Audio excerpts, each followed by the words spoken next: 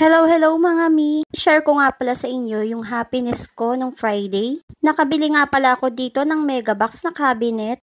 At meron din akong free na 3-layer cabinet with matching 2 Megabox na container.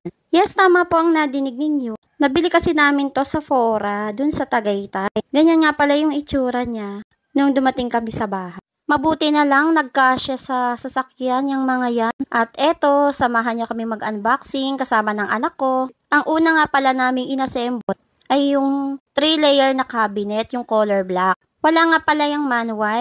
Tiningnan ko lang yung anak ko. Daig pa nga ako ng anak ko kasi siya marunong. Anyway, nakakalimutan ko na kasing mag-assemble nito. And then ayun, una naming palang binuo dyan yung pinaka-frame. And saka namin binuo yung pinakaharap ng box. Natatawa nga ako dyan sa anak ko kasi enjoy na enjoy talaga siya sa pag-unboxing at saka sa pagbubuo. Palibhasa kasi ay mahilig siya sa mga Lego. At ayan, pagkatapos naming mabuo yung pinaka-frame niya, ay isa-isa na naming inilagay yung mga box. At ayan, tapos na. At yung sumunod nga ay yung Megabox na cabinet. At ang laki niya at ang bigat din niya. Sa totoo lang, medyo natatamad pa nga ako magbuo nito. Ang sabi kasi ng asawa ko ay magpatulong ako sa anak ko kaso wala pa naman siya. And kunilit na nga ako nitong aking bunso. Tuwan-tuwa kasi siya kapag nag-unboxing at saka pag nagbubuo kami. Kaya 'di ba kung napapansin nyo, palagi ko siyang kasama sa mga unboxing. At sinimulan na nga naming ilabas yung mga parts ng cabinet mula sa box. Ito nga sa last part, medyo nahirapan ako kasi una pala siya. At kaya pala mabigat yung part na to kasi ibang parts niya ay nasa loob mismo ng cabinet na to. Medyo magulo ba? Sorry naman mga mi. Basta makikita nyo naman na ang dami naming inilalabas. At tinawakan ko na nga yung manual at kung mapapansin nyo may mga numbers dyan. Sinusundan ko lang yung manual diyan at nagpapatulong na rin ako dyan sa aking bunso sa mga numbers. Really, ang laking tulong talaga ng aking bunso diyan.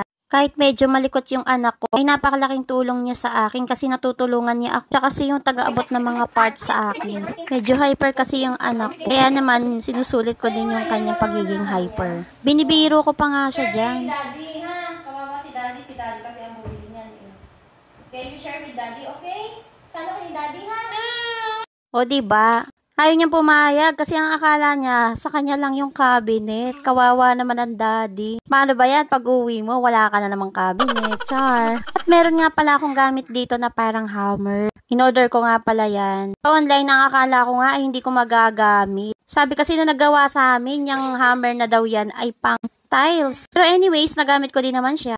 At ito nga pala nakikita nyo na nagamit ako ng screwdriver. Actually, hindi lang sa i-bake yung aking mga ginagawa. Meron din akong mga pangganyan, yung mga ginagawa ng karpentero. O diba, san ka pa? So hanggang dyan na lang yung aming video. Sana'y nag-enjoy kayo. Sa wakas ay nabuo na din namin itong cabinet. Saya ko lang ng araw na to. Dahil ang dami kong freebies, bihira kasi mangyari to. At nabibili na rin namin yung mga bagay na hindi namin kaya noon. At ang saya din ng bonding namin ng anak ko. Lang, thank you so much for watching.